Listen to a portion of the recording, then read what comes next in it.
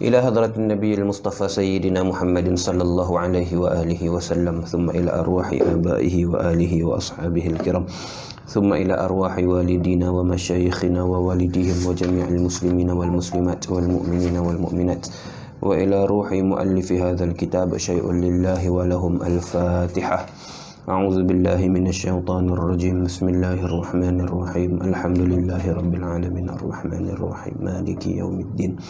إياك نعبد وإياك نستعين. اهدنا الصراط المستقيم صراط الذين أنعمت عليهم غير المغضوب عليهم ولا الضالين. آمين. بسم الله الرحمن الرحيم. الحمد لله رب العالمين وبه نستعين على أمور الدنيا والدين، والصلاة والسلام على أشرف الأنبياء والمرسلين سيدنا ومولانا محمد وعلى آله وصحبه أجمعين. اللهم صل وسلم على سيدنا محمد محيي النفوس صلاة تسعدنا بها في جميع الدروس، وعلى آله وصحبه وبارك وسلم. سبحانك لا علم لنا إلا ما علمتنا إنك أنت العليم الحكيم، ولا حول ولا قوة إلا بالله العلي العظيم. رب اشرح لي صدري ويسر لي أمري واحلل عقدة من لساني يفقه قولي. اللهم علمنا ما جهلنا وذكرنا ما نسينا وانفعنا بما علمتنا واجعلنا من المخلصين. اللهم افتح قلوبنا في طلب العلم وارزقنا الإخلاص فيه والعمل به والنشر به حتى يأتينا اليقين. اللهم افتح قلوبنا فتوح العارفين وفقهنا في الدين وعلمنا التأويل، وآتنا بفضلك أفضل ما تؤتي عبادك الصالحين، واجعلنا من الذين يستمعون القول فيتبعون أحسنه. ربنا آتنا من لدنك رحمة وهيئ لنا من أمرنا رشدا. وصلى الله وسلم عليه وعلى آله والحمد لله رب العالمين. أما بعد، فقال الشيخ المؤلف رحمه الله تعالى: نفعنا الله به وبعلومه وبركاته وعلوم مشايخنا وبركاتهم في الدارين آمين يا رب العالمين. Kata muallif rahimahullahu ta'ala: faslun, wa yajibu sarfu zakati ila al-mawjudina min al-asnaf al-thamaniyati wa humul fuqara'u wal masakinu wal gharimuna wa ibn as-sabi wa abna'u as-sabili wa humul musafiruna aw al-muriduna lis-safar al-mubah al-muhtajuna والعاملون عليها والمؤلفة قلوبهم وهم ضعفاء النية في الإسلام وشريف في قومه يتوقع بإعطائه إسلام نظرائه والغزاة المتطوعون والمكاتبون كتابة صحيحة، وأقل ذلك 3 من كل صنف إلا إذا انحصروا ووفت الزكاة بحاجاتهم وإلا العاملة فإنه يجوز أن يكون واحدا. Kata al-Imam al-Alim al-Allamah al-Faqih Habib Abdullah bin Abdul Rahman Bafadal al-Hadrami rahimahullah. Wal gharimuna, ini sambung dalam kita punya perbincangan kita dalam bab asnaf thamaniyah ataupun 8 kategori penerima zakat. Dah selesai dah 2 kategori, iaitu fuqara wal masakin. Masuk dalam kategori yang ketiga, yang orang-orang yang berhak dan layak menerima zakat ialah wal gharimuna, dan yang berhutang. Wal gharimuna ay al madinuna. Gharim dengan makna madin. Dalam bab hutang, kalau kita tengok dalam kitab hutang dalam bab fiqh, ini pun dalam kitab Budain, yang berhutang tu nama dia Madin, orang yang mempunyai hutang. Wal gharimun, dan berhutang, ni juga layak menerima zakat lah, layak menerima zakat. Cumanya makna yang berhutang kat sini bukan semata-mata hutang lah, bukan setiap orang yang berhutang itu layak menerima zakat dah. Bukan setiap yang berhutang itu layak menerima zakat. Dia ada dia punya jenis hutang. Al-gharimun ataupun al-madinun ni ialah orang yang berhutang bukan kerana maksiat.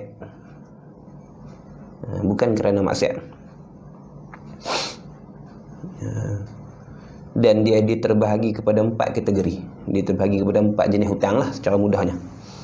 Dibagi kepada 4 jenis hutang. Seperti yang disebutkan dalam kitab-kitab fiqh yang lain. Satunya orang yang berhutang,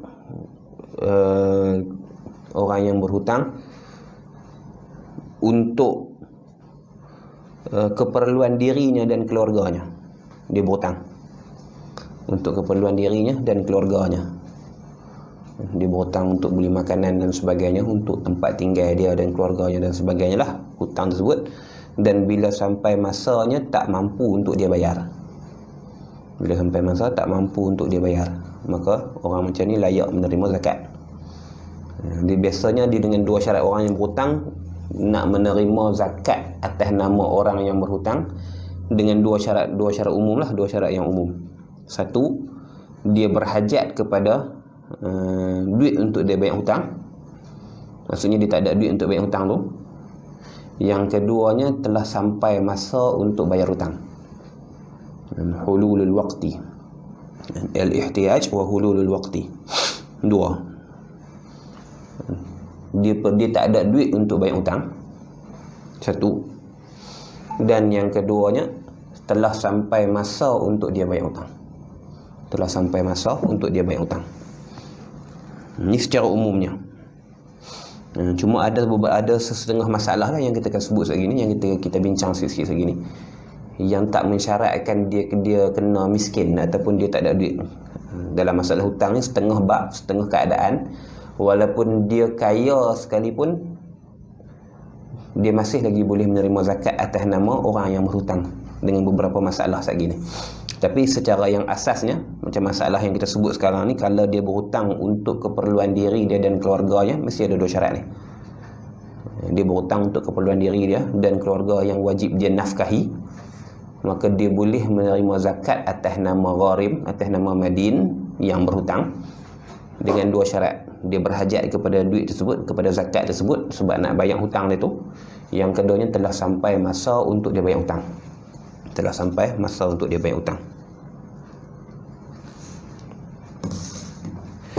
Itu yang pertama. Dan yang keduanya ialah orang yang berhutang, orang yang berhutang untuk mengelakkan fitnah di antara dua golongan ataupun dua kumpulan ataupun dua orang yang bergaduh dalam sesuatu urusan, dalam satu masalah. Ada dua orang yang bertelagah, ataupun dua kumpulan yang bertelagah, ataupun dua kelompok yang bertelagah, ataupun dua individu yang bertelagah, mutanazi'in, dua yang bertelagah. Jadi dia berhutang untuk mendamaikan, untuk mengelakkan fitnah di antara dua orang ni. Ada berlaku kerosakan ke, ataupun ada berlaku benda yang memerlukan bayar ganti rugi ke apa ke, kawan ni tak mau bayar, kawan ni pun tak mau bayar, kawan ni tak mau lepas hutang dia, kawan ni tak mau bayar dan sebagainya. Masing-masing dah nak jadi bergaduh, tumpah darah apa semua dah lah. Maka ada orang lain yang ambil inisiatif untuk berhutang, kalau dia tak ada duit dia lah, untuk bayar ganti rugi. Itu contohnya. Kami tak mau bayar ni bukan salah kami. Ada hampa kena bayar, kalau hampa tak bayar, siapa nak bayar? Pakat dah aku nak parang dah, pakat dah nak jadi bergaduh dah, nak jadi mudarat yang lebih besar. Maka ada orang lain contohnya yang ambil inisiatif, ambil tindakan untuk selesaikan. Tak apa, saya bayar, saya ganti benda ni. Jadi orang yang nak duit dapat duit, orang yang tak mau bayar, dia kekal tak mau bayar lah, orang lain tolong bayarkan dia dan sebagainya. Itu contoh dia hutang kerana tu. Hutang untuk mengelakkan fitnah, untuk mengelakkan sesuatu mudarat yang lebih besar di antara dua yang bertelagah, dua kumpulan ke, dua kelompok ke, dua individu dan sebagainya lah. Macam-macamnya. Maka dia perlu berhutang contohnya. Maka orang yang macam ni layak terima zakat atas nama gharim, atas nama madin. Tapi walaupun dia kaya, dalam masalah ni, walaupun dia kaya, dia layak terima. Dia layak terima zakat. Zakat tersebut hanya sekadar berbentuk galakan lah, untuk dia meneruskan kerja-kerja kemasyarakatan yang seumpama itulah maksudnya. Ini tak syarat dia miskin, tak bersyarat ihtiyaj. Cuma syaratnya hululul waqti, sampai masa untuk dia bayar hutang tu.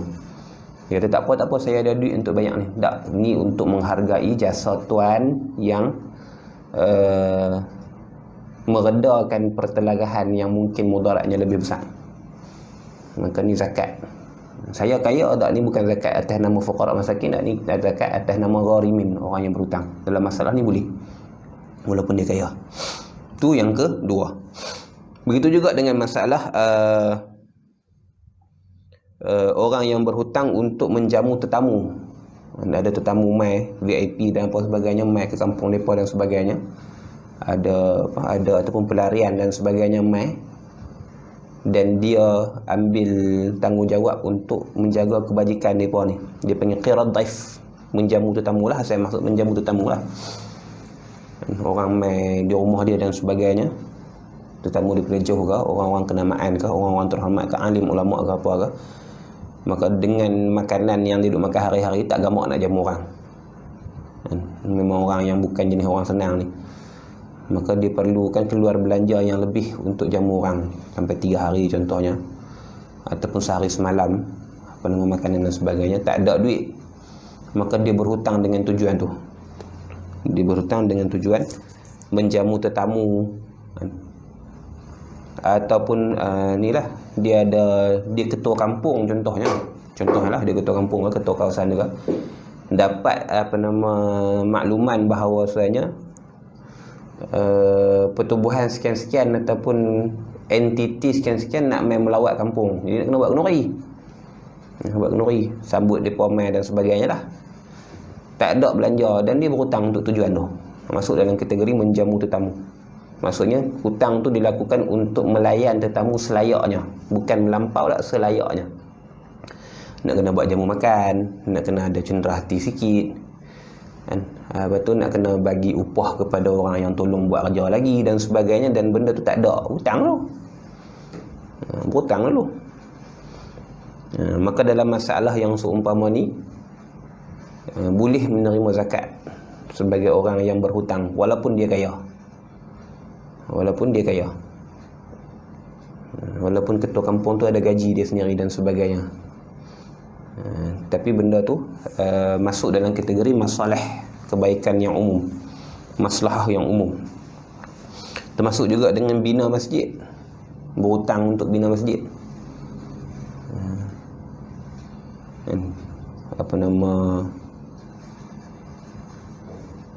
Masjid duk buat, ataupun masjid baru nak buat, tak ada dana, maka dia berhutang. Dia berhutang dengan majlis agama ke, dia berhutang dengan bank dan sebagainya.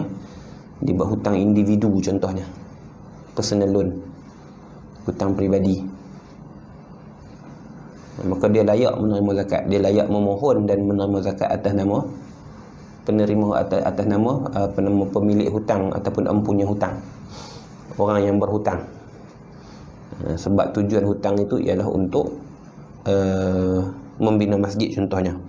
Kalau dulu dalam kitab disebut ataupun berhutang kerana membebaskan tawanan pun boleh juga. Ada adik-beradik dia yang kena tawan ke, abang dia ke, ayah dia ke, adik laki dia ke, puak menakan dia ke, kena tawan. Maka untuk membayar tebusan tu, untuk membebaskan dia daripada tawanan, maka dia kena berhutang, maka dia layak terima zakat untuk membebaskan tawanan. Itu dalam kitab kita tak ada lah ni, melainkan orang kena colek boleh lah, bukan masalah ni kan. Orang kena colek, kemudian tak ada lah duit nak bayar tebusan tu, hutang dulu. Hutang lah dengan siapa-siapa pun, takkan nak suruh hutang dengan long, tapi hutang lah dengan siapa-siapa pun. Kalau hutang dengan bank kot lambat dan sebagainya, hutang dengan individu lain lah. Cari orang kaya kawasan kita ke, datuk mana-mana ke, minta hutang, saya perlukan duit banyak sekian-sekian ni nak banyak tebusan, anak saya kena colek ke apa ke. Lepas tu bila selesai urusan bayar tebusan apa semua guna-guna tu, nak kena posah cara nak bayar kepada orang yang dia berhutang tu pula lah kan. Tebusan bukan setakat 1,000 dolar, maka dia layak untuk minta zakat, dan dia berhak menerima zakat sebab atas nama gharim, atas nama orang yang berhutang. Sebab dia berhutang untuk membebaskan orang lain. Dia berhutang untuk membebaskan orang lain.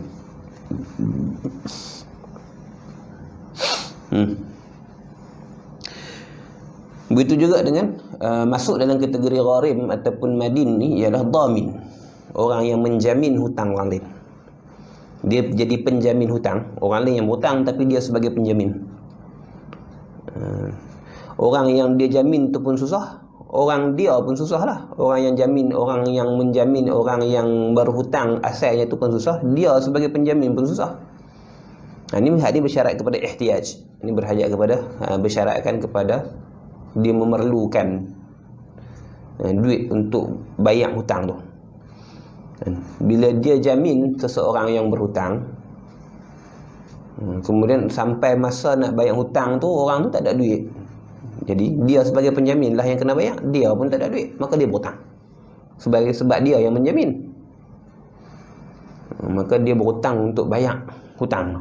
Dia berhutang untuk bayar hutang contohnya, maka dia layak menerima zakat. Dia layak menerima zakat untuk bayar hutang tu, sebab dia pun berhutang, ataupun dia dah hutang dah untuk bayar hutang tu. Ini korek kambuh ya. Ini penting korek kambuh. Gali lubang tadi untuk kabus, untuk tutup lubang yang telah ada, yang sedia ada. Dia berhutang sini, duit yang dia dapat dengan hutang tu untuk bayar hutang yang di sini. Di sinilah untuk kambus, untuk tutup hutang ni, maka minta zakat. Boleh lah, bukan mesti bagi lah, boleh. Dia layak terima zakat atas nama tu, atas nama orang yang berhutang. Tu dia punya hak dia. Baik, tu pada selain daripada maksiat lah. Pada selain daripada maksiat, yang semua yang tersebutkan itu, dia berhutang kerana sesuatu bukan dengan tujuan maksiat. Bukan dengan tujuan maksiat. Adapun kalau dia berhutang dengan tujuan maksiat, tafsil, ada perincian dia. Kalau dia tak bertaubat daripada maksiat tersebut, maka tidak layak untuk menerima zakat atas nama hutang tu. Tapi walaupun dia berhutang dengan tujuan maksiat dan dia telah bertaubat daripada maksiat yang dia lakukan itu, dan memang zahir taubat itu taubat yang benar, maka dia layak menerima zakat untuk membayar hutang dia tu, walaupun hutang tu asalnya dibuatkan atas tujuan maksiat. Contoh dia berhutang untuk berjudi contohnya, maksiat lah. Berhutang untuk berjudi, kalah dan sebagainya, misalnya judi, memang benda hak tak ada berkat lah pun, kalah dan sebagainya. Tak kalah judi tu tak apalah, tak nak bayar hutang lah. Nak bayar hutang apa? Nak berhutang, nak berjudi berhutang, tak nak bayar hutang, tak ada duit dan sebagainya. Pinjam kat orang pun tak dapat dan sebagainya. Satu saja jalan yang tinggal ialah zakat contohnya, maka dia tak layak menerima zakat tu, melainkan setelah dia bertaubat, barulah dia berhak menerima zakat tu, barulah dia layak menerima zakat tu. Tu pun dengan penilaian orang yang memberikan zakat. Maksudnya orang yang memberikan zakat tersebut mestilah sekurang-kurangnya kuat sangkaan bahawasanya dia telah bertaubat. Dia telah bertaubat, dan taubat yang benar. Dalam kitab sebut in ghalaba dhanni sidqahu fit taubati. Jikalau orang yang memberikan zakat itu kuat sangkaan dia bahawasanya dia telah bertaubat. Kalau dia kata dia taubat, kita tak nampak gaya bertaubat pun, tak nampak muka jernih sikit pun, contohnya lah, tak nampak rupa bertaubat pun, mayang pun tak taubat pun lah. Tanya subuh tadi mayang tak? Taubat macam mana? Subuh pagi tadi pun tak mayang. Minta zakat pukul 8, pukul 9. Subuh tadi mayang tak? Saya tak jaga. Tak, taubat guna lagu tu. Maka tu atas orang yang memberi zakat. Kalau diminta kepada majlis zakat ke, pengurusan zakat ke, ataupun majlis agama dan sebagainya, penilaian itu di atas mereka, sama ada menunjuk, sama ada mereka puas hati bahawasanya dia memang bertaubat, dan duit yang dia buat, yang dia dapat ni takkan digunakan untuk berjudi pula dan sebagainya. Dan lepas daripada selesai hutang tersebut, dia boleh dia takkan berjudi pula dan takkan melakukan benda-benda yang maksiat lagi contohnya. Dengan penilaian macam tu, mereka boleh serahkan zakat kepada orang tersebut walaupun asalnya dia berhutang dengan tujuan untuk maksiat. Itu pun dengan syarat yang samalah, sampai masa untuk bayar hutang dan juga dia berhajat kepada duit tersebut untuk bayar hutang. Itu antara masalah-masalah yang duduk di bawah gharim, bawah hutang. Sama ada berhutang untuk diri dia ataupun berhutang untuk orang lain. Kalau berhutang untuk diri dia, disyaratkan dengan dua ni lah. Disyaratkan dengan dua secara umumnya. Disyaratkan mesti cukup masa ataupun sampai tempoh untuk dia berhutang dan dia berhajat kepada duit untuk membayar hutang tersebut. Tu biasanya untuk orang yang berhutang dengan tujuan peribadi. Tapi kalau dengan tujuan lain, tujuan yang am, buat masjid, jamu tetamu, layan tetamu, main dan sebagainya, mengelakkan pertumpahan darah dan sebagainya, berhutang dengan sebab lain bukan dengan sebab peribadi, maka dia layak menerima zakat atas nama orang yang berhutang walaupun dia kaya, dengan syarat dah sampai masa untuk bayar zakat, dah sampai masa untuk bayar hutang tu kembali. Syarat satu je, tak syarat kepada ihtiyaj, tak bersyarat kepada berhajat kepada duit walaupun dia kaya. Ini beza di antara orang yang berhutang untuk diri sendiri, untuk kegunaan peribadi, dengan orang yang berhutang untuk masalah yang umum. Untuk masalah yang umum. Sebab kalau dia berhutang untuk orang lain, zakat tersebut lebih kepada menggalakkan dia untuk buat lagi kebajikan-kebajikan yang macam tu, kebaikan-kebaikan yang macam tu. Sebab dia bukan semestinya nak berhutang untuk orang lain ni risiko. Bukan semestinya dia dapat zakat. Bukan semestinya dia dapat pulangan daripada duit yang dia keluarkan tu. Dia berhutang untuk buat masjid contohnya, tak semestinya ada orang yang sanggup bagi zakat kat dia untuk bayar hutang tu. Kalau dia tak boleh, kalau dia tak dapat zakat dan sebagainya, hutang tu tetap hutang dia, tetap dia buat, setiap hutang tu dia kena bayar. Jadi dulu risiko untuk memberikan galakan kepada muslimin ambil risiko tu, maka diberikan zakat atas jalan hutang dengan nama tu, dengan nama berhutang kerana masalah yang am. Macam tu juga dengan membebaskan tawanan dan sebagainya tu. Sebab bukan mesti dia dapat zakat. Jadi untuk menggalakkan orang berhutang dengan tujuan-tujuan kebaikan ni, maka diberikan zakat. Diberikan zakat untuk tu, untuk galakkan tu.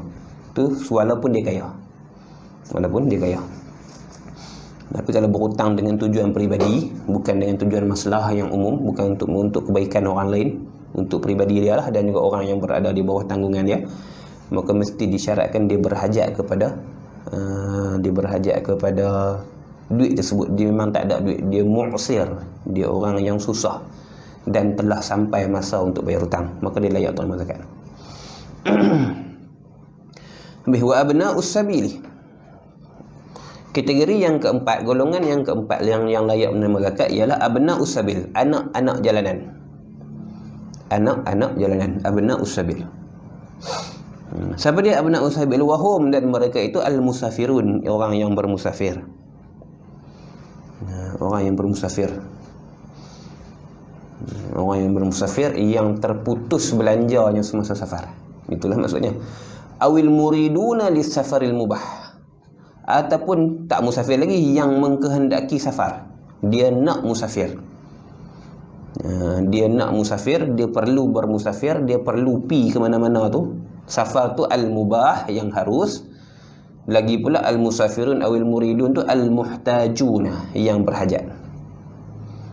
Yang berhajat kepada belanja perjalanan lah. Nak pi musafir tu kena ada belanja. Kita lah ni kena tiket lah kalau pi dengan transportation yang awam, dengan pengangkutan awam, nak kena duit tiket, nak kena duit makan. Kalau kita pergi sendiri nak kena duit minyak, nak kena duit tol dan sebagainya.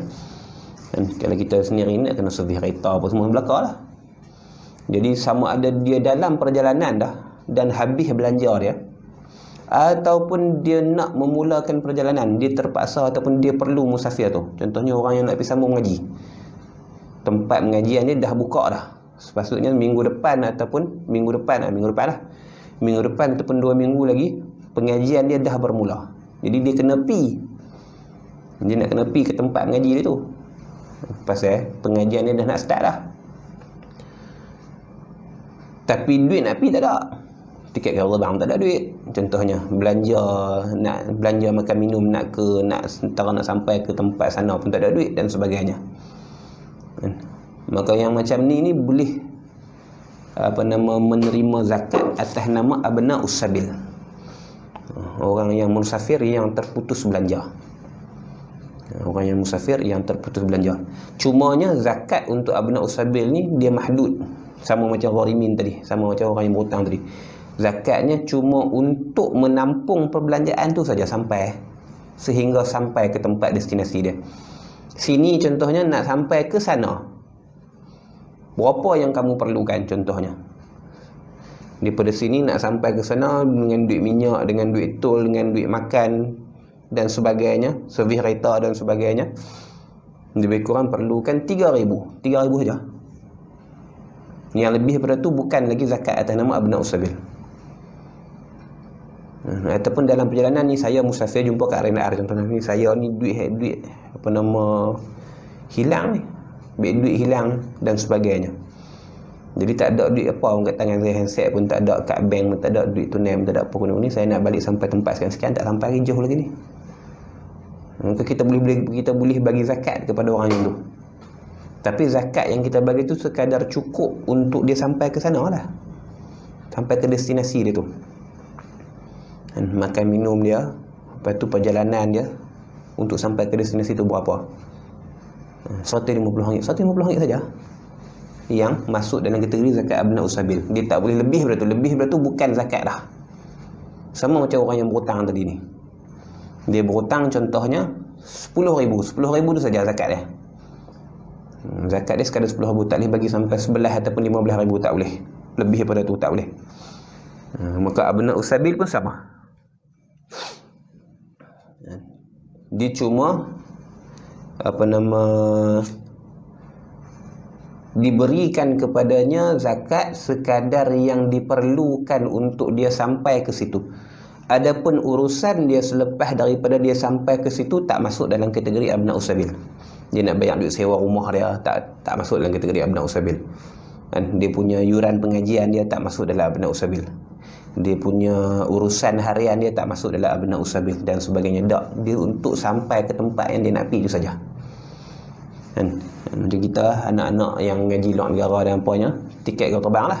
Daripada rumah nak pergi ke lapangan terbang, perlukan belanja tak? Perlu. Ada belanja tak? Tak ada. Kira tiket bas berapa, sampai sana nak makan berapa ringgit dan sebagainya. Kemudian tiket nak daripada Kuala Lumpur nak pergi ke tempat mengaji kita tu, Yaman ke, Jordan ke, Mesir ke, Madinah ke, mana ke, berapa? Tak ada duit belanja, tak ada duit untuk beli tiket tu. Masuk sekali kiraan. Atas kapal terbang tak apa lah, berjamu makan. Sampai sana, daripada airport nak ke tempat kita tu perlukan belanja tak? Perlu. Contoh nak sampai ke asrama kita, nak sampai ke rumah sewa kita, nak sampai ke penempatan kita kat sana lah. Kita nak pergi duduk tamu nak sana ni. Nak sampai ke sana perlu belanja tak untuk taksi ataupun bas dan sebagainya, perlu. Campur kali kat tu. Itu je lah. Total payment sekali dengan tiket terbang, tiket bas, makan dan sebagainya, tiket taksi dan duit belanja taksi sampai daripada airport ke rumah kita di sana tu. Total kita kata 3,500. 3,500 saja zakat. Tak ada lebih daripada tu. Rumah sewa sana saya tak ada duit untuk bayar, tu bukan masuk dalam kategori abnaus sabil dah. Tu bukan masuk dalam kategori abnaus sabil dah. Tu bab lain. Tu dalam bab lain. Abnaus sabil hanya berkait dengan perjalanan saja sampai ke tempat yang dia nak tuju. Sampai ke tempat yang dia nak tuju.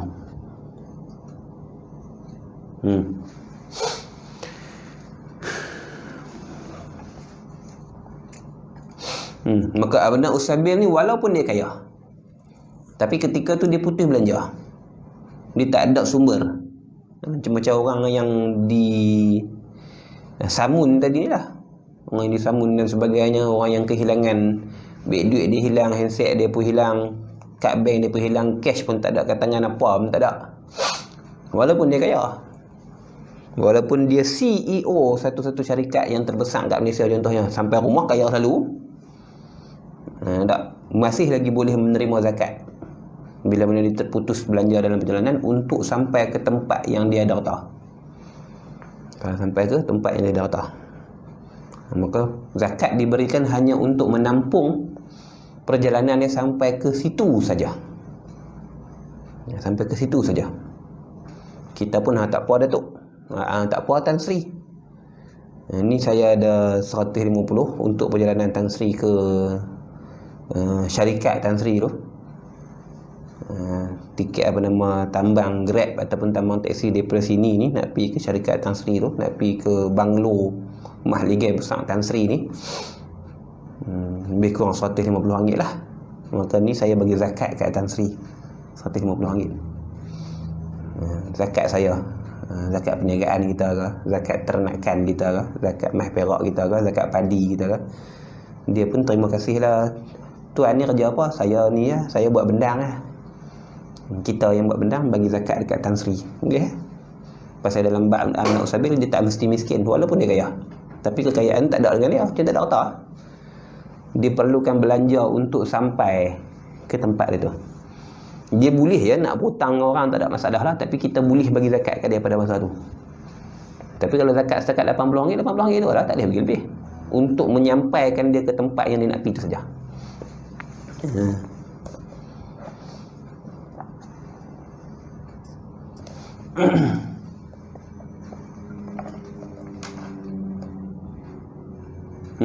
Habis.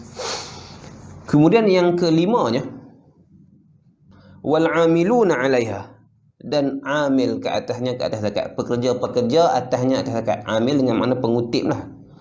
Dinamakan juga dengan sa'i. Amil juga dinamakan dengan sa'i. Orang yang berjalan mengutip zakat. Para pengutip zakat lah. Petugas-petugas ataupun pegawai-pegawai yang diarahkan dan yang diamanahkan untuk mengutip zakat daripada tuan dia. Jadi supaya tuan dia tak perlu pergi ke tempat pejabat zakat dan sebagainya, kita yang pergi di rumah mereka untuk ambil zakat daripada mereka. Maka orang-orang macam tu nama dia amil ataupun sa'i. Dia orang yang mengutip zakat daripada tuan-tuan zakat, dan dia ya orang yang diamanahkan untuk menyerahkan zakat kepada orang-orang yang layak. Maka disebut sebagai amil dalam sebahagian hadis, dan dalam sebahagian istilah dalam kitab fiqh pun disebut sebagai sa'i, pun sama juga. Sa'i maksudnya orang yang berjalan lah. Orang yang berjalan dalam mengumpulkan harta zakat dan menyerahkan kepada mereka yang layak menerima zakat. Maka amil layak menerima zakat. Amil layak menerima zakat. Maka amil ni syarat dia untuk menerima zakat mestilah dia tidak menerima gaji daripada institusi ataupun badan yang menguruskan zakat. Maksudnya dia tak ada gaji tetap. Kalau dia dah ada gaji tetap, maka tak boleh terima zakat. Sebab dia dah ada gaji, dia dah ada sumber pendapatan. Kalau tak ada gaji, hanya komisen saja, banyak zakat, banyak kutipan yang dia dapat, banyaklah zakat, banyaklah komisen yang dia dapat. Contohnya, sikit kutipan yang dia berjaya cari, sikitlah komisen yang dia dapat. Yang ni boleh terima zakat sebab tak tetap. Tak tetap, berdasarkan kepada tahap kerajinan. Maka yang jenis macam ni boleh terima zakat. Tapi kalau dia ada gaji tetap, dia ada ujrah, dia ada gaji tetap, maka dia tak boleh terima zakat. Sebab dia dah ada sumber dia dah ada gaji dia. Dikutip banyak mana pun, dia dapat banyak mana pun, dia serahkan kepada berapa sekalipun,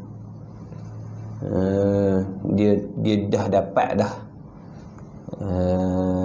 upah daripada kerja dia tu setiap bulan. Maka dia tak boleh terima zakat. Maka amil yang boleh menerima zakat ialah amil yang tidak bergaji. Amil yang tidak bergaji.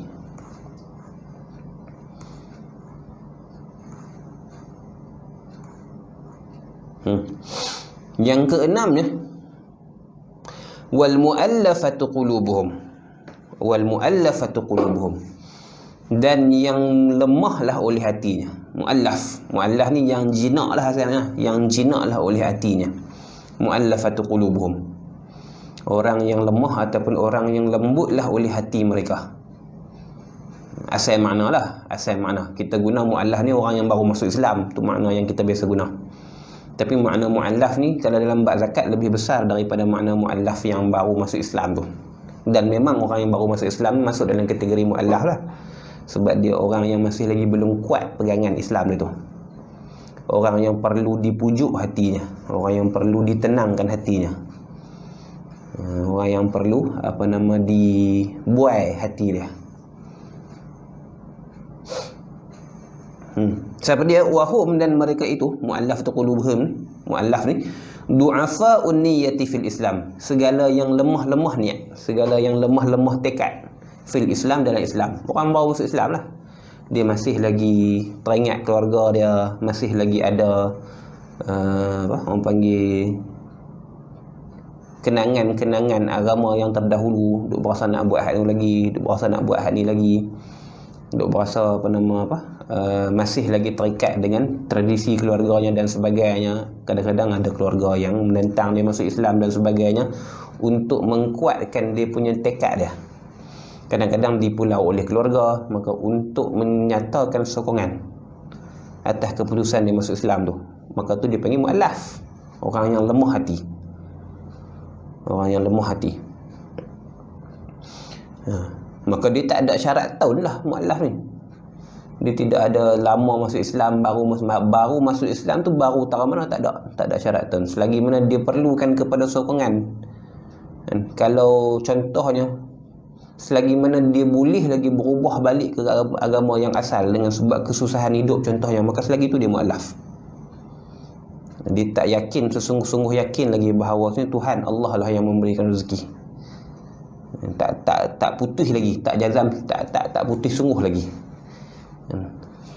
Dia boleh terbalik, dia boleh patah balik ke agama dia yang asal sebelum agama Islam tu dengan sebab kesusahan. Maka selagi ada benda tu, selagi ada kemungkinan tu, maka nama dia muallaf. Walaupun dia dah setahun masuk Islam, walaupun dia dah 2 tahun masuk Islam. Tapi kena tengok juga lah, kalau dah sampai 5 tahun tak boleh lagi duk lagu tu juga, maka tu bukan muallaf lah tu. Hak tu galak lah. Kena tengok. Maka dia tak ada specific time lah, dia tak ada masa yang tetap. Lama mana yang kata baru masuk Islam ni, lama mana tak. Baru masuk Islam ni dikira kekuatan hati dia, dia punya ketetapan dan keteguhan iman dia. Jadi untuk menyokong keteguhan iman itu, supaya iman itu lebih kejap dalam hati dia, maka diberikan zakat kepada dia atas nama muallaf. Tu du'afa'un niyyah fil Islam. Lagi juga, dia bukan sekadar hak tu saja. Wa syarifun fi qaumihi yutawaqqa'u bi'ata'ihi islamu nuzara'ihi. Ini salah satu daripada kategori muallaf. Salah satu daripada pengertian ataupun masuk dalam makna muallaf, masuk dalam makna memujuk hati. Gitu. Wa syarifun fi qaumihi, dan orang mulia di dalam kaumnya. Orang yang ada nama, orang yang ada kedudukan dalam kaum dia. Wa syarifun, dan orang yang mulia fi qaumihi, dalam kaum dia, dalam kelompok dia. Dia masuk Islam lah, yutawaqqa'u bi'ata'ihi, yang diharapkan dengan memberinya syarif tersebut. Kalau kita bagi zakat dekat orang pemimpin ni, islamu nuzara'ihi, oleh akan Islam lah kawan-kawannya ataupun rakan-rakannya, orang yang berada dalam kaum tu lah. Kalau kita bagi zakat kepada pemimpin dia, diharapkan dengan pemberian zakat kepada pemimpin tu menarik anak-anak buah dia supaya masuk Islam juga, dengan syarat lagu tu, dengan qaid yang macam tu. Dia masuk Islam lah, dan mungkin dia tak ada kisahlah dengan kekayaan dan sebagainya, sebab dia kaya dah contohnya. Tapi dia pemimpin satu kaum, dia orang yang diikuti dalam satu kaum, dia orang yang ada kedudukan pada satu kumpulan, satu tempat dan sebagainya. Maka kalaulah dengan pemberian zakat tersebut tinggi potensi, yutawaqqa'u, tinggi potensi, kuatlah harapan kemungkinan untuk anak buah dia, rakyat dia, kawan-kawan dia dan sebagainya untuk masuk Islam juga, maka boleh diberikan zakat kepada dia. Dia yang Islam tu bukan dia yang bukan Islam tak, dia yang Islam. Bukan bagi zakat kat orang lain yang belum masuk Islam tak, bagi zakat kepada dia yang telah Islam. Dia pemimpin, biasanya dia bukan orang miskin lah, dia pemimpin, dia syarif, dia orang yang ada kedudukan dalam masyarakat, dia orang yang ada pangkat dan nama dalam masyarakat, biasanya dia orang yang ada harta lah. Tapi diharapkan dengan pemberian zakat kepada dia, bila dia masuk Islam, diberikan zakat, diberikan duit ringgit dan sebagainya kepada dia, diharapkan benda tu membuka hati orang lain, anak buah dia ke, adik-beradik dia ke, kawan-kawan dia ke, yang sama level, sama taraf dengan dia, ataupun rakyat jelata dia ke, anak buah dia ke, diharapkan mereka juga akan terbuka hati untuk masuk Islam. Maka dengan kaid yang macam tu, dengan potensi yang macam tu, diberikan zakat kepada dia. Dia dah kaya lah, sepatutnya bila dia kaya tu, dia lah pula kena bagi sumbangan tersebut kepada orang lain. Sepatutnya lah, kalau dia tak bagi pun ikut suka dia lah. Tapi sebab dia dah kaya lah, sepatutnya dengan duit sumbangan tersebut dia boleh bagi kepada orang lain lah. Dia bagi ke orang lain bukan atas nama zakat lah, orang lain tak masuk Islam lagi. Dia kata ni apa nama, Majlis Agama Islam bagi kat saya zakat, sebab saya masuk Islam dan saya bagi kepada kamu. Masuklah Islam, kamu akan dapat kesenangan, contohnya.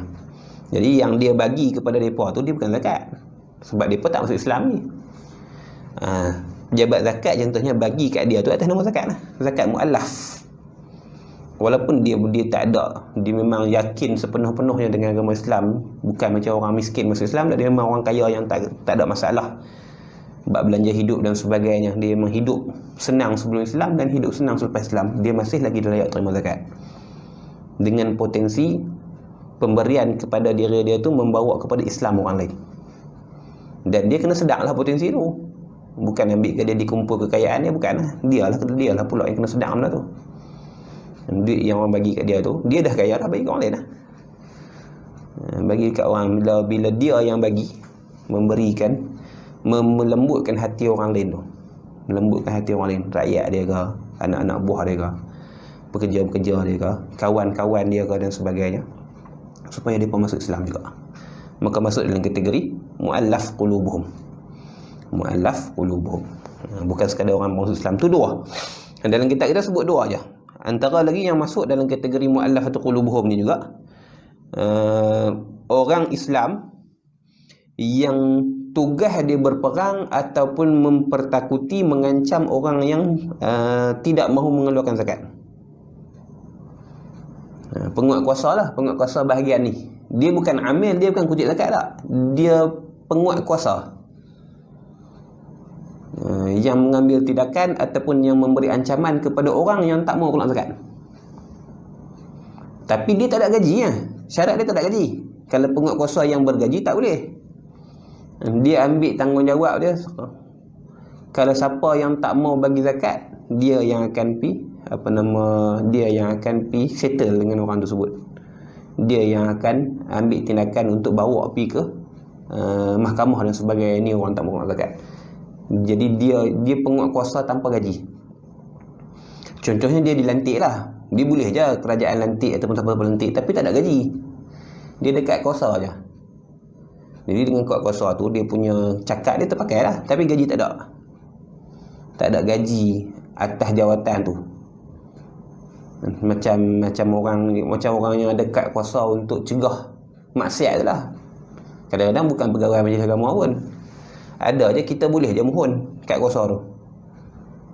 Kat kuasa apa nama, dia tangkap orang khaluat apa semua guna-guna ni. NGO kadang boleh ni, boleh mohon kat kuasa tu.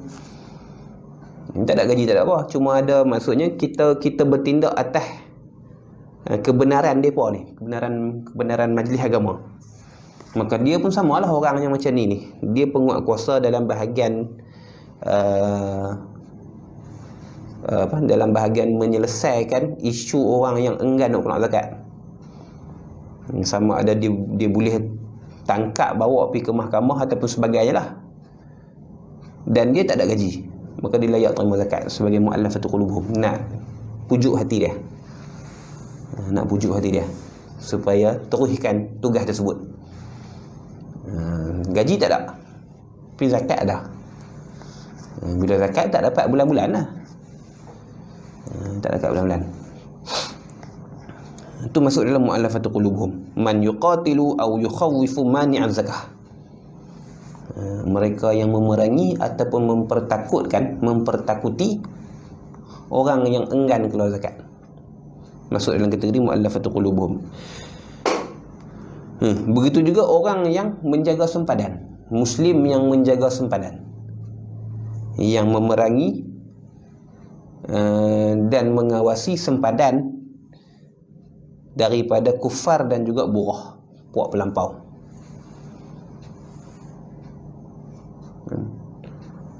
Orang-orang yang menjaga sempadan dan melindungi sempadan contohnya daripada puak kufar, orang-orang kafir, dan juga puak pelampau, buruh. Maka depa juga layak menerima zakat. Maka diberikan kepada depa zakat sekiranya kerajaan mengambil keputusan mengekalkan depa di tempat tersebut lebih mudah daripada menghantar tentera untuk ke situ. Ni atas kerajaan lah. Kalau depa kalau nak gantikan dengan tentera kerajaan, contohnya menyebabkan tentera yang ada berkurangan daripada tempat yang sepatutnya. Jadi depa dah ada kat situ. Cuma kita nak bagi gaji kat depa tak ada. Kalau hantar tentera kita pergi kena banyak gaji lah. Ataupun nak serak depa masuk di tentera kena banyak gaji lah. Depa tak ada gaji. Depa bukan orang yang bergaji. Ada allowance, ada sumbangan tu tak kira. Dia nak gaji. Maksudnya setiap bulan mesti dapat sekian-sekian. Depa tak ada benda tu. Dan kerajaan menimbang bahawasanya mengekalkan mereka di sempadan, contohnya depa memang orang kawasan tu dah, depa memang orang kampung tu. Dia tak perlukan kepada penempatan baru dan sebagainya. Depa memang kampung tu. Depa ada apa ni? Kita punya apa? Hak selalu orang duk jaga taman pun apa? Rukun tetangga. Depa sendiri yang buat rukun tetangga tu untuk jaga sempadan daripada puak pelampau, daripada orang kafir yang nak masuk serang dan sebagainya tu. Depa yang buat rukun tetangga tu. Depa yang dikontrol sendiri. Kalau kerajaan tak kacau pun depa akan tetap buat sebab nak jaga kampung depa dan sebagainya. Sebab kalau depa langgar masuk dulu, depa apa? Orang panggil puak pelampau atau orang kufar yang nak masuk main ni, kampung depa lah yang akan kena tempih dulu. Jadi depa yang ambil inisiatif contohnya untuk mengawal kampung, untuk mengawal sempadan, tanpa mengharapkan kepada kerajaan dan sebagainya. Maka kerajaan boleh menimbang, kalaulah boleh hantar tentera dan kerajaan mampu dan bukan jadi satu benda yang susah untuk kerajaan buat pos tentera itu dan sebagainya, hantar. Tapi kalau kerajaan menimbangkan bahawasanya mengekalkan depa dengan kerja buat depa tu dah cantik, dah okey dah, tak sehingga kan tentera lain yang kerajaan ada boleh digerakkan pada tempat-tempat lain, maka kerajaan berhak untuk ataupun mereka layak untuk menerima zakat, untuk menggembirakan hati dan memujuk hati dia. Itu masuk mu'allaf qulubuhum. Itu masuk mu'allafah qulubuhum. Sama ada mu'allaf betul macam yang kita guna istilah tu untuk orang yang baru masuk Islam, untuk menenangkan hati dia, ataupun untuk beberapa golongan yang dengan makna mu'allafatah qulubuhum tu untuk merangsang dan untuk memujuk hati mereka, untuk memberikan mereka semangat untuk meneruskan apa yang mereka buat. Gitu. Maka dalam setengah kitab fiqh dia sebut fayu'ta minaz zakat in kana i'ta'uhu ashal min ba'thi jaishin. Maka diberikan kepada mereka ni, orang yang mengawal sempadan ni, zakat sekiranya pemberian zakat kepada mereka itu ashal, lebih mudah, min ba'thi jaishin, daripada mengutuskan tentera untuk jaga kawasan tu. Jadi tentera boleh jaga kawasan lain. Kampung tu tak payah dah. Ada kamu tahu kawasan tu dah kebetulan memang kampung tu sepadan dengan sepadan negeri dan sebagainya. Jadi tak perlukan tentera pada kampung tersebut. Cukup depa yang mengawal kampung tersebut. Maka tentera dapat gaji, depa dapat zakat. Itulah untuk memberikan semangat kepada depa untuk teruskan benda yang depa dah buat. Masuk dalam mu'allafat qulubuhum. Wal ghuzatul mutatawwi'un. Ni yang ke-7. Dan ghuzatu, orang yang berperang. pejuang-pejuang, ghuzatu, pejuang-pejuang al-mutatawwi'un yang sukarela. Pejuang-pejuang yang sukarela. Apa makna sukarela? Sukarela bermaksud tidak ada gaji tetap daripada kerajaan. Dipanggil sukarela dengan maksud la ya'khuduna murattaban min ad-diwani ala khurujihim ila al-jihad. Mereka tidak ada nama yang didaftarkan. Sebab bila ada daftar nama maksudnya ada allowance lah. Ada upah, ada gaji pergi perang tu.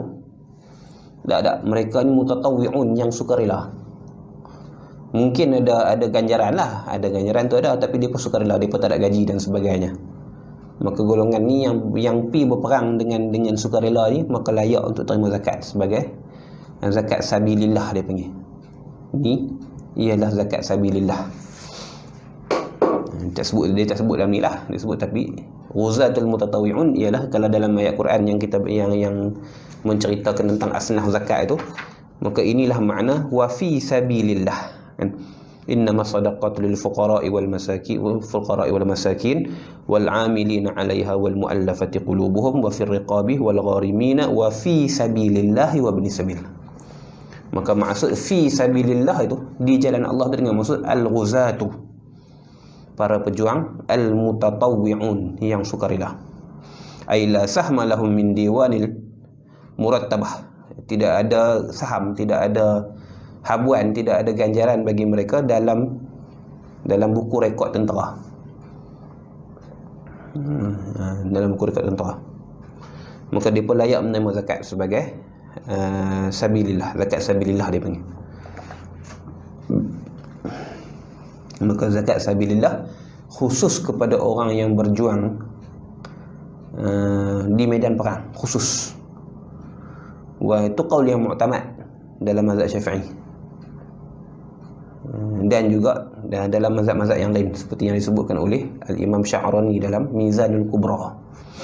Ijma' fuqaha 4 mazhab bahawasanya zakat fi sabilillah untuk pejuang, tidak boleh disalurkan kepada selain daripada pejuang. Ijma'. Dalam mazhab Syafi'i ada khilaf lah, ada qaul yang mengatakan boleh digunakan fi sabilillah dengan makna umum, untuk buat jalan, untuk buat masjid, untuk buat sekolah dan sebagainya. Tapi qaul tu qaul yang mardud, qaul yang ditolak. Ada 3 ataupun 4 orang ulama besar dalam mazhab kita lah. Ulama-ulama besar dalam mazhab kita, Imam Qaffal dan sebagainya, yang mengeluarkan fatwa boleh diberikan zakat sabilillah bukan kepada pejuang tapi dengan makna yang umum. Tapi fatwa tersebut ditolak oleh kebanyakan, hampir ke semua ulama dalam mazhab Syafi'i, dan dia qaul yang mardud, qaul yang ditolak. Dia untuk pejuang saja, dia khusus untuk pejuang.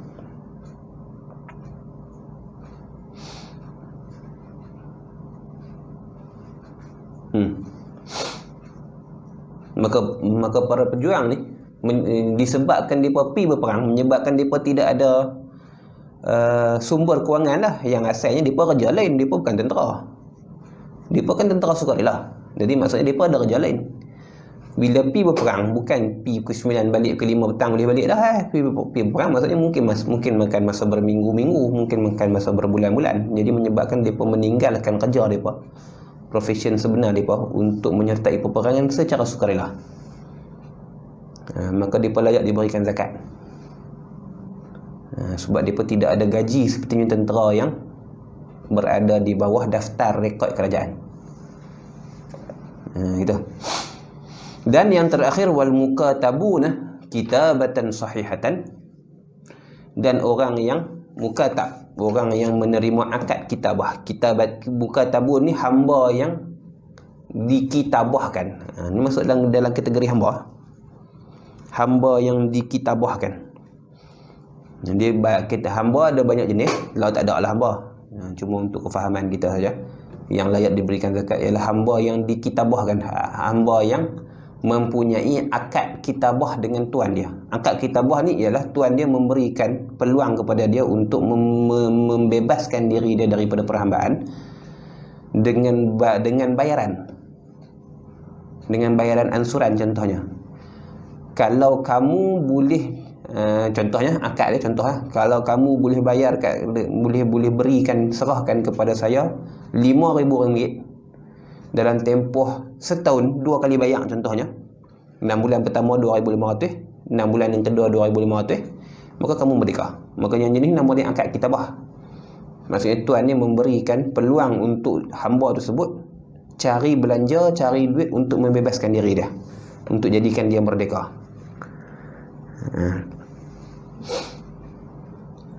Maka yang tu nama dia kitabah. Akad kitabah di antara hamba dengan tuan dia.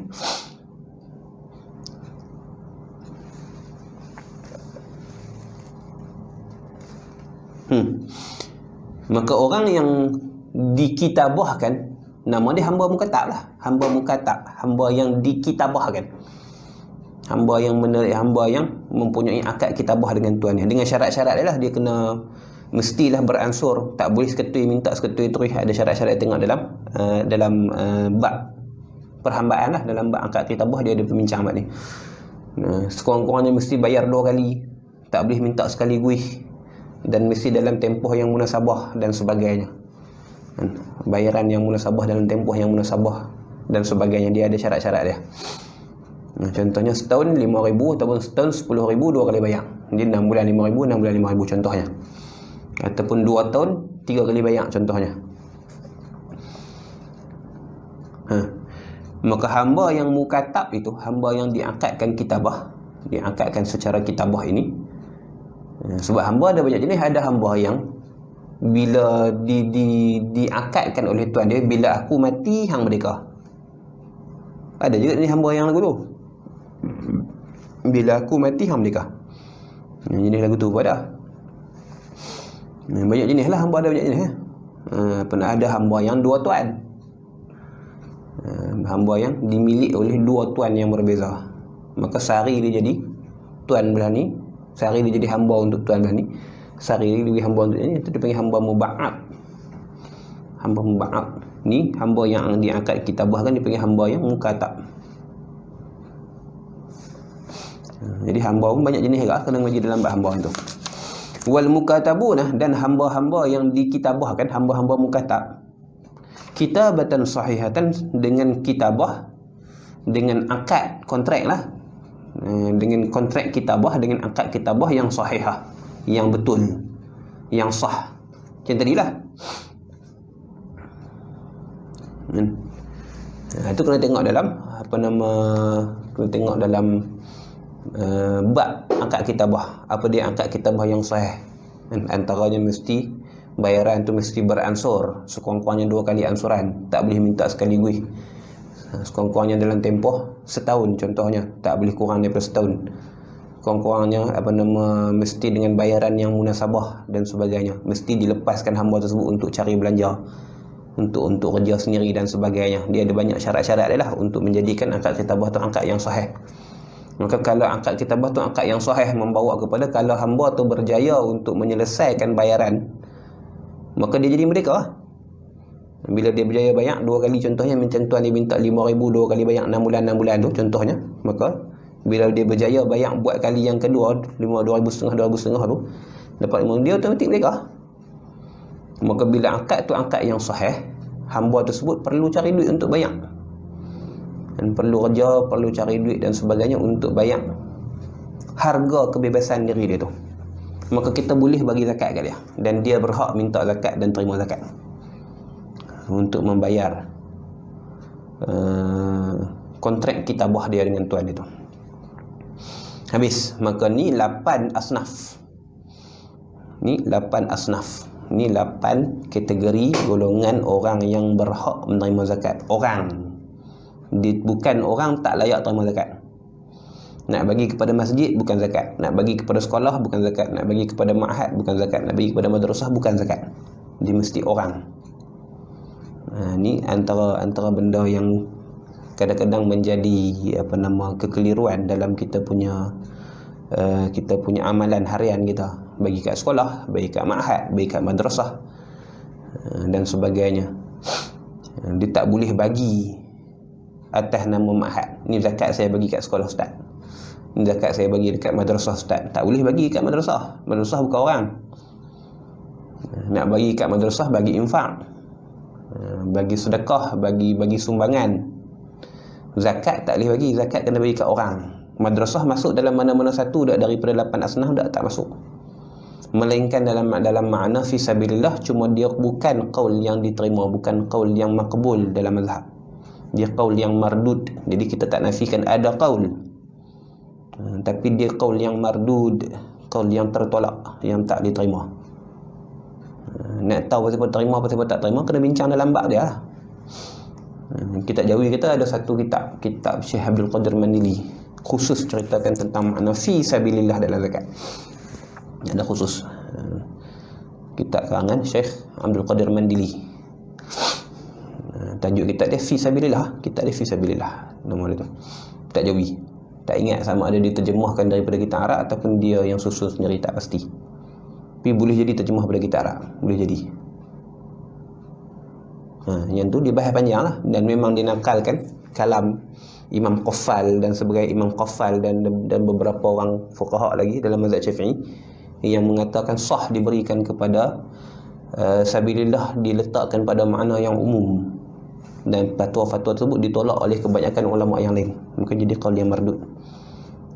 Di situ juga disebutkan laisa kullu khilafin jaa mu'tabaran illa khilafa lahu hadzun minan nazar. Tak semua khilaf yang ada dalam mazhab itu khilaf yang diterima, yang mu'tabar, melainkan khilaf yang ada nilai pada penilikan. Maka semua asnaf yang disebutkan dalam ayat Quran tadi ni ialah merujuk kepada orang. Maka tak ada jalan untuk diserahkan kepada selain orang. Sebab zakat dia mesti ada qabid, dia mesti ada penerima dia. Dan penerima tu mestilah aqil, mestilah mukallaf. Mestilah mukallaf, mestilah muslim, mestilah mukallaf. Maka tak layak diterima. Maka madrasah contohnya bukan mukallaf, dia bukan muslim dan bukan mukallaf. Nak bagi kepada guru madrasah boleh, nak bagi kepada pelajar madrasah boleh, nak bagi ke madrasah sebagai sumbangan macam kita sumbang barang tak boleh. Zakat, lain daripada zakat tak ada masalah. Maksudnya lain daripada zakat ni maksudnya yang tak berkaitan dengan syarat-syarat asnaf yang 8 ni lah. Kalau nak bagi sumbangan, nak bagi bantuan, tak ada masalah bagi kepada madrasah, bagi pada sekolah, bagi pada ma'had dan sebagainya, bagi pada masjid dan sebagainya. Tapi kalau nak bagi zakat ataupun nak bayar nazar, nak bayar fidyah dan sebagainya, sedekah dan sebagainya, maka perlu kepada orang. Bagi kepada orang. Nak bagi kepada guru madrasah, sah. Nak bagi kepada pelajar madrasah yang layak, sah. Nak minta masjid tolong uruskan zakat kita, sah. Tapi masjid pun bukan masjid lah, imam lah. Imam dan sebagainya lah, ahli jawatan kuasa masjid lah, bukan masjid yang uruskan, ahli jawatan kuasa yang uruskan. Ni zakat saya ni minta imam tolong uruskan, bagi kepada fuqara yang ada dalam kampung ni, sah, tak ada masalah. Bukan ni zakat saya ni untuk masjid. Tak ada zakat untuk masjid, tak ada. Itu. Dalam 8 asnaf ni kena tengok betul-betul lah maknanya. Kena tengok betul-betul apa yang dimaksudkan dan apa yang tergolong dalam 8 asnaf ni, apa yang tidak tergolong dalam 8 asnaf ni. Baik, sikit lagi. Wa aqallu dhalika salasatun min kulli sinfin. Wa aqallu dhalika, dan yang sekurang-kurangnya, wa aqallu dhalika, dan sekurang-kurangnya yang demikian itu, demikian zakat tu, demikian kembali kepada sarfuz zakat balik tu pada awal fasal itu. Wa aqallu dhalika, zalika sarfuz zakat ni, pengurusan zakat ni, pengagihan zakat ni, sekurang-kurangnya salasatun min kulli sinfin, 3 daripada setiap sinfin, 3 daripada setiap asnaf, setiap kategori. Dan fuqara 3 orang, masakin 3 orang, amilin 3 orang, gharimin 3 orang, ibnu sabil 3 orang, muallaf 3 orang, sabilillah 3 orang, 3.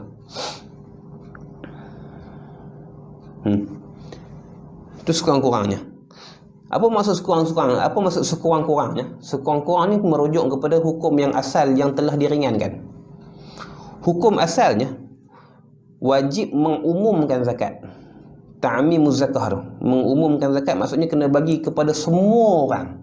yang duduk dalam kategori ni. Maksudnya kalau kerajaan dia ada data lah, ataupun dalam kampung tu kita tahulah berapa orang fuqara dalam kampung kita. Kita duduk dalam kampung tu, kita tahulah dalam kampung kita ni ada berapa orang fuqara, ada berapa orang masakin, ada berapa orang yang gharimin, ada berapa orang yang muallafah qulubuhum, ada berapa orang yang ibnu sabil, ada berapa orang yang fi sabilillah dan sebagainya. Asal hukumnya sekiranya sekiranya zakat itu diagihkan oleh pemerintah, wajib mengumumkan zakat kepada seluruh orang yang layak. Asal hukum. Sebab mereka ada data. Sebab kerajaan ada data. Kerajaan ada data. Dia tahu berapa orang fakir, berapa orang miskin, berapa orang yang berhutang dan sebagainya. Sepatutnya ada data-data tu, sebab mereka ada badan yang menguruskan zakat, badan yang mengutip zakat, badan yang mengagihkan zakat dan sebagainya. Jadi kerja mereka ni lah. Jadi itu asal hukum. Adapun kalau yang memberikan zakat itu ialah tuan zakat dia sendiri.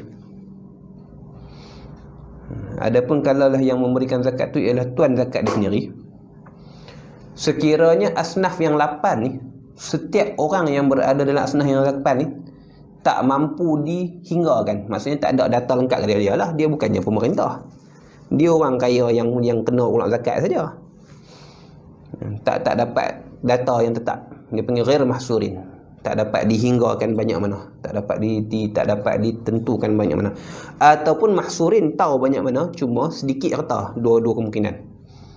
Kalau kita sebagai tuan zakat, kita nak keluar zakat kita sendiri, asal hukumnya wajib bagi kepada semua. Tapi ada kemungkinan yang pertama, kita tak ada data yang cukup. Jadi bilangan orang yang berada dalam 8 asnaf ni ghair mahsurin, tidak dapat dihinggakan, tidak dapat direkodkan secara sempurna, ghair mahsurin. Ataupun mahsurin, atau memang kita tahu, sebab dalam kampung kita tak ramai pun, adalah 5 orang fakir, adalah 3 orang miskin dan sebagainya, tak ada orang yang pergi perang, tak ada muallah dan sebagainya, contoh. Ada, kita tahu. Cumanya walaupun kita tahu berapa orang yang ada pada setiap kelompok asnaf yang 8 tu, tapi harta sikit. Yang kita nak bayar zakat ni cuma RM300. RM300 kalau bagi kat 10 orang baru RM30 contohnya. Itu sedikit harta. Maka dalam keadaan yang macam ni, bagi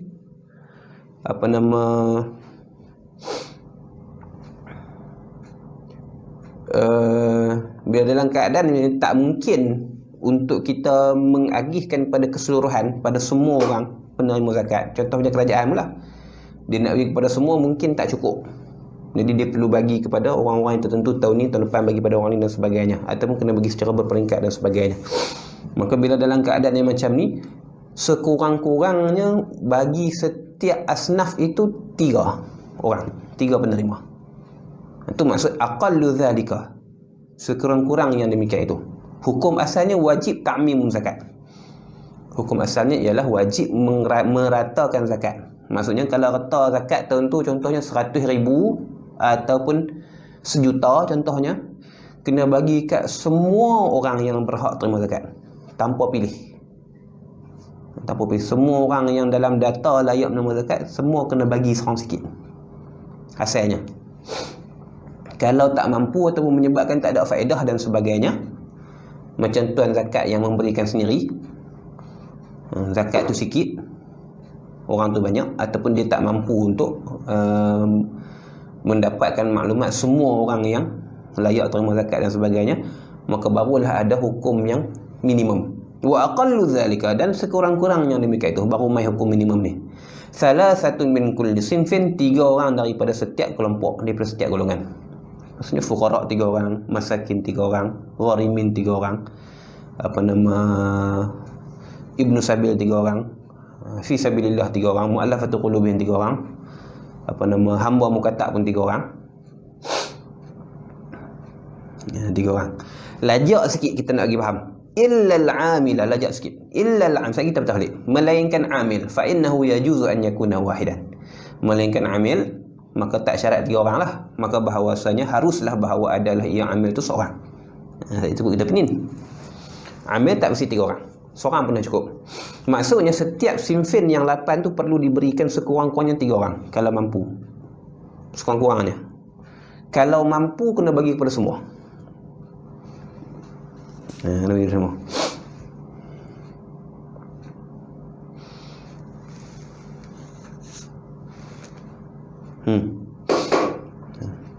Itu sekurang-kurangnya. Maksudnya kena pastikan setiap 3 orang daripada 8 sinfin tu. Setiap 3 orang daripada 8 asnaf itu, daripada 8 golongan asnaf itu, setiap 3 orang, setiap 3 penerima menerima zakat. Menerima zakat. Kalau tak ada hampir 8, macam ni tak ada hamba muka tak? Tak ada apa nama, contohnya tak ada orang yang berjuang secara sukarela. Sabilillah tak ada. Dan sebagainya. Kalau tak ada tu, maka daripada kelompok dia tu akan diagihkan kepada kelompok yang lain. Bahagian yang sepatutnya kita berikan, maksudnya kita untuk bahagian mukatab contohnya zakat tu 6,000. Dah 3 orang, contoh bagi seorang setiap penerima zakat. Contohnya bagi 2,000. Kan? Untuk fuqara 6,000 3 penerima, untuk masakin 6,000 3 penerima, untuk gharimin 6,000 3 penerima dan sebagainya. Bila matang mukatab contohnya tak ada cerita lain, tak ada mukatab. Maka bahagian untuk mukatab tu perlu diagihkan kepada bahagian yang lain. Perlu diagihkan kepada bahagian yang lain. Kalau tidak ada sinfin itu, kalau tidak ada bahagian penerima daripada kategori itu. Fayuraddu sahmul sin fayuraddu sahmu sim fil mafqud ila al mawjudin. Bahagian yang sepatutnya diberikan ataupun diperolehi oleh kategori yang tiada itu diserahkan kepada kategori lain yang ada. Kategori lain yang ada. Itu asalnya. Maka kalau ada sekat 5 kelompok saja yang ada, maka 5 sajalah. Diagihkan kepada 5 yang ada. Sinfin yang ke-6, ke-7 dan ke-8 tu diagihkan kepada sinfin 5 yang ada tu. Dan seterusnya.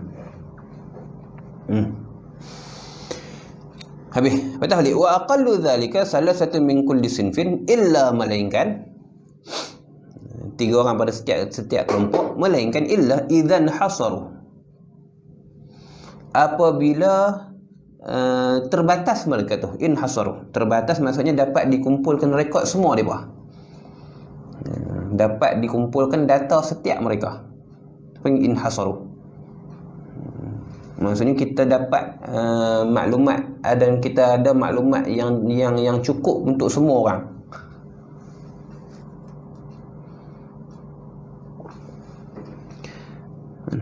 Dah ada data untuk semua orang yang layak terima zakat. Wa wafatiz zakatu bihajatihim, dan cukuplah zakat dengan segala keperluan mereka itu. Cukuplah zakat dengan segala keperluan mereka itu. Kalau nak beda kat semua orang, cukup. Semua orang tu dah ada rekod kat kita, maka mereka ialah orang yang mahsurin. Mereka golongan yang mahsurun ataupun mahsurin. Mereka golongan yang terbatas. Kita tahu banyak mana, kita tahu siapa, kita tahu banyak mana, kita tahu berapa, dan kita tahu dia berapa yang diperlukan. Dan zakat yang ada itu cukup untuk menampung segala keperluan mereka tu. Maka dalam keadaan ni wajib ditamimkan zakat. Wajib ditamimkan zakat. Maka kita takdirlah illa idzan hasaru wa wafatiz zakatu bihajatihim ay fayajibu ta'mimuz zakat. Fayajibu ta'mimuz zakat li jami'i afrad. Fayajibu ta'mimuz zakat li jami'il afradi hadhihi al-asnaf. Maka wajiblah mengumumkan zakat bagi setiap afrad asnaf, bagi setiap individu yang duduk dalam kategori asnaf, dengan 2 syarat. In hasaru, mereka semua diketahui, kita ada maklumat yang lengkap tentang mereka semua. Dan yang kedua, cukup zakat untuk keperluan mereka. Zakat yang ada tu, zakat yang nak diagihkan mencukupi untuk keperluan mereka. Ialah orang berhutang tak sama macam orang yang zakat yang diberikan kepada orang yang berhutang tak sama banyak dengan zakat yang diberikan kepada fakir miskin. Dan zakat yang diberikan kepada mu'allafati qulubihim tak sama macam orang yang diberikan kepada orang yang ibnu sabil. Tak sama lah. Sebab ibnu sabil ada keperluan dia tak boleh lebih. Orang yang berhutang pun ada keperluan tak lebih, mukatab pun ke orang yang ada had keperluan dia dan tak boleh lebih dan sebagainya. Dia tak samalah, cumanya dia tak semestinya jumlah tu sama. Yang semestinya setiap orang yang layak menerima zakat tu perlu diberikan zakat. Maka dengan keperluan yang macam tu, duit zakat yang ada yang untuk diagihkan tu cukup untuk mereka, wajib bagi semua. Wajib diumumkan zakat. Kalau tak mampu, sama ada tak hasar, sama ada tak mencukupi, tak ada data yang lengkap dan sebagainya, ataupun duit yang ada yang nak diagihkan sebagai zakat itu tak cukup untuk tampung semua keperluan asnah zakat, maka sekurang-kurangnya 3 orang daripada setiap kelompok boleh pada masalah sahih. Gitu.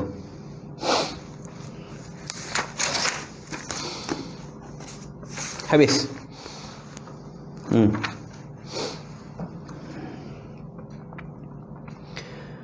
Habis. Itu sekurang-kurangnya.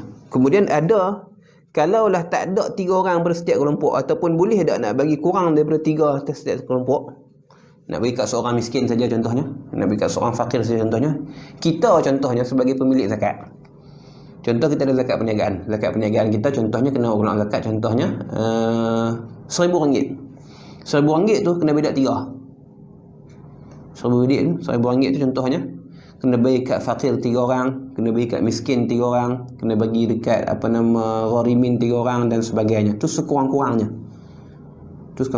Maksudnya dengan RM1,000 tu nak kena bagi kat orang fakir 3 orang, nak bagi kepada orang miskin 3 orang, nak bagi kepada orang yang berhutang 3 orang, nak bagi kepada ibnu sabil 3 orang, yang ada lah, yang tak ada nak bagi kepada muallaf 3 orang. Kalau tak ada, maka kembali kepada fakir dan miskin lah. Jadi tak susah untuk jadi fakir 3 orang, tak susah untuk jadi miskin 3 orang. Kalau kita tak cari dan kita cuma bagi kepada seorang, sah ke tak? Sah. Atas qaul yang ghair mu'tamad dalam mazhab Syafi'i, atas qaul yang tak masyhur, atas qaul yang kedua lah saya maksudnya, atas qaul yang kedua dalam mazhab Syafi'i. Dalam masalah zakat ni ada 3 masalah yang difatwakan dengan qaul yang ghair masyhur di atas mazhab Syafi'i. Dan kita beramal dengan 3 fatwa ni. Dan 3 fatwa ni dia bukan qaul yang mu'tamad dalam mazhab Syafi'i dan sah diamalkan. Yang pertamanya memberikan zakat kepada satu kelompok saja. Maka dia bukan yang mu'tamad, dia masalah yang ghair mu'tamad dalam mazhab Syafi'i. Kita memberikan kepada satu kelompok saja, kita bagi kepada fuqara saja contohnya. Kita beri kepada miskin saja contohnya. Jawazu sarfi zakat ila sinfin wahidin. Ni masail ghair mu'tamad ala mazhab Syafi'i. Allati yufta biha. Masalah-masalah yang bukan mu'tamad, yang tidak mu'tamad dalam mazhab Syafi'i, tetapi difatwakan dengannya. Dalam bab zakat ada 3.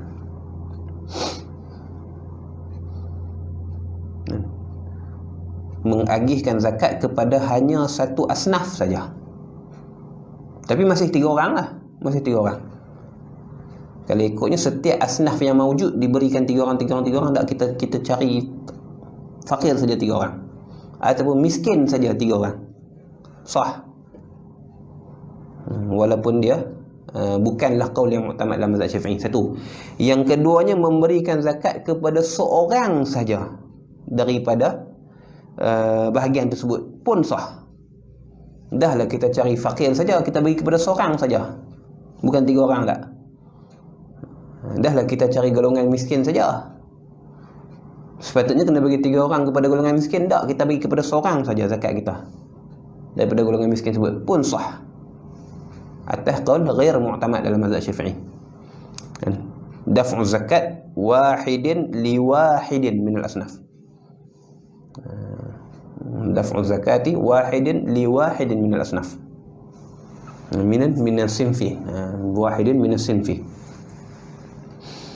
Itu yang kedua. Dan yang ketiga, harus naqlu zakat. Memindahkan zakat daripada satu tempat kepada tempat yang lain. Kita duduk di Kedah, kita pindah zakat pergi bayar di Perak contohnya. Kita duduk di Kuala Lumpur, contohnya zakat fitrah lah. Kita hidup di Kuala Lumpur, kerja di Kuala Lumpur dan sebagainya. Time nak raya balik kampung, bagi zakat kat orang kampung kita. Dia pergi pindah zakat lah, naqlu zakat. menaruh zakah. Maka atas qaul yang masyhur dan mu'tamad dalam mazhab Syafi'i tak sah. Dia kena bagi zakat kepada tempat yang dia buat, yang dia duduk. Tapi ada pendapat yang kedua mengatakan sah pindah zakat, dan kita pakai pendapat yang kedua, sah memindahkan zakat pada selain negeri muzaki, pada selain negeri muzaki. Apa nama contohnya, pelajar panggil anak kita yang mengaji luar negara, contohnya anak kita yang mengaji luar negara, patutnya kena bayar kat tempat anak tu ngaji lah, dia duduk situ. Tapi kita nak bayar kat tanah air ni, tertelefon kakak ni, tahun ni zakat fitrah ayah bayar. Si kakak tu tak kena bayar pula sebab memang di bawah tanggungan ayah. Si kakak tu dia muslimat satu, jadi dia tak kena bayar lah sebab dia memang sampai di bawah tanggungan ayah dia sampai dia menikah, baru berpindah tanggungan kepada suami dia. Cumanya sepatutnya ayah ni dia kena bayar zakat hak kakak tu tempat ngaji ya. Dia duduk di Mesir kena bayar di Mesir lah. Dia duduk di apa nama Jordan kena bayar di Jordan lah. Dia duduk di Yaman kena bayar di Yaman lah. Dia duduk di Johor contohnya kena bayar di Johor. Tempat duduk dia, tempat tinggal dia, tempat dia duduk situ. Maka zakat dia sepatutnya kena diagihkan kepada orang itu, orang yang kawasan tu yang ambil manfaat daripada zakat dia. Ayah ni duduk di Kedah contohnya, maka sepatutnya tak boleh pindah bayar zakat untuk si kakak tu di tempat di mana kakak tu ada, untuk asnaf yang berada pada kawasan kakak tu. Contohnya itu atas qaul yang mu'tamad dalam mazhab Syafi'i. Cuma difatwakan harus memindahkan zakat daripada tempatnya ke tempat lain, dan fatwa tu diguna pakai dalam mazhab kita walaupun dia bukan mu'tamad,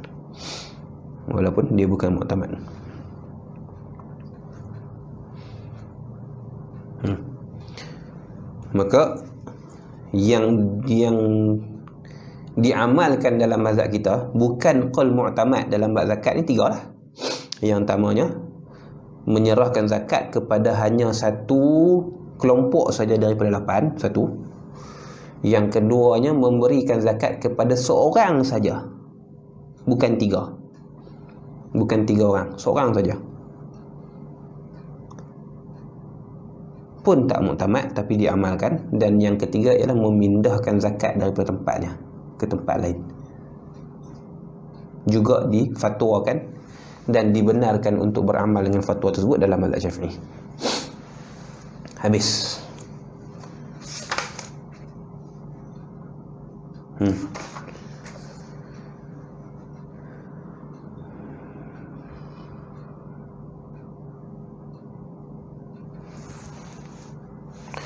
Kemudian kata faslun wal afdalu al israru bi sadaqati tatawu'i bi khilafi zakat. 12. Wallahu a'lam.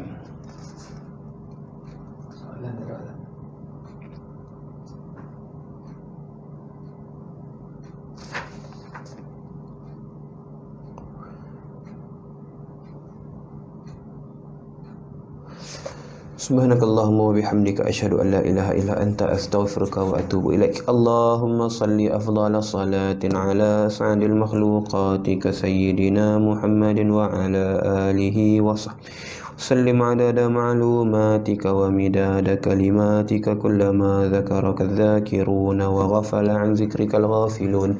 Allahumma salli afdhala salatin ala as'adil makhluqatika sayyidina Muhammadin wa ala alihi wa sallim adada ma'lumatika wa midada kalimatika kullama dhakaraka adh-dhakiruna wa ghafala an dhikrika al-ghafilun. Allahumma salli afdhala salatin ala as'adil makhluqatika sayyidina Muhammadin wa ala alihi wa sahbihi sallim adada ma'lumatika wa midada kalimatika kullama dhakaraka adh-dhakiruna wa ghafala an dhikrika al-ghafilun. Sallallahu wasallam alaihi wa ala alihi walhamdulillahi rabbil alamin.